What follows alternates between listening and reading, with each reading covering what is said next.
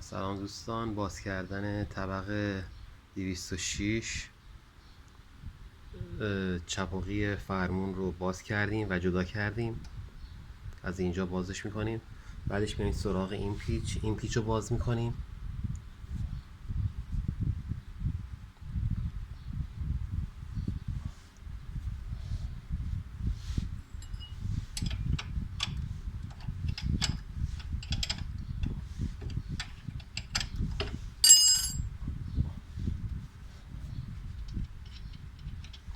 بعد ضربه میزنیم روی خود پیچ حالت مخروطی داره و مشکلی براش پیش نمیاد.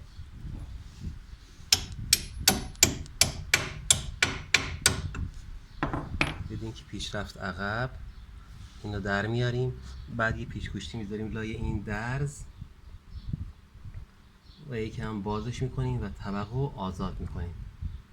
بعد از اینکه طبق رو آزاد کردیم میایم سراغ این دوتا پیچ، این پیچ و این پیچ. این پیچ رو هم باز میکنیم و طبق رو در میاریم.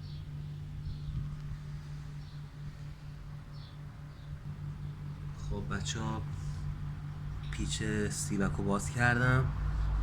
الان میرم سراغ پیچ های طبق.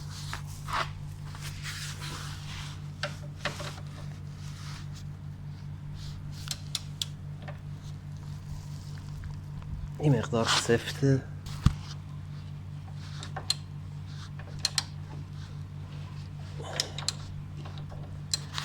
خب شل شد.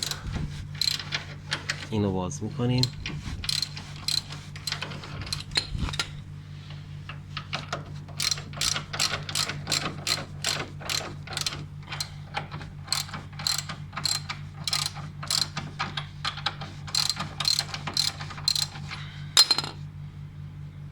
این از یه پیچش،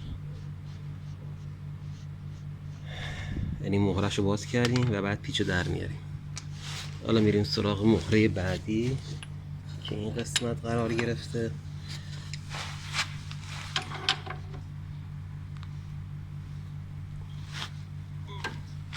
هم سفته.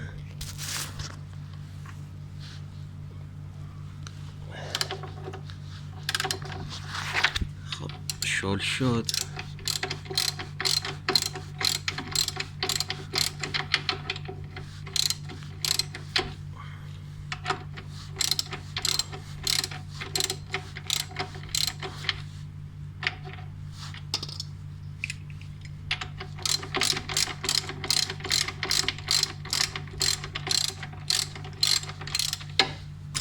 این مهره رو هم در آوردیم. حالا با چکش آروم میزنیم به اینا تا برن بالا و بعد از اینجا این طبقه آزاد میکنیم همونطور که گفتم و بعد کل طبقه رو در میاریم. دوستان، یه اهرم میذاریم بین طبق و شاسی و با فشار کنید طبق رو، ببینید به این صورت طبق آزاد میشه و درش میاریم. نگاه کنید، اینطور به این صورت. به خاطر اینکه سیبک راحت تر در بیاد ما این مال تعادل ماشین رو هم باز میکنیم. خب دوستان، ما سیبک رو آزاد کردیم از داخل طبق. میبینید در اومد و الان طبق رو در میاریم.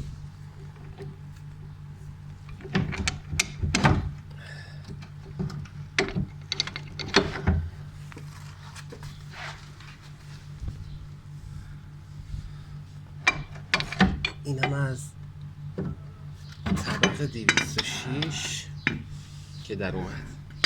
نکنید دوستان، این سیبک لق کرده و باید تعویض بشه. این باید محکم باشه.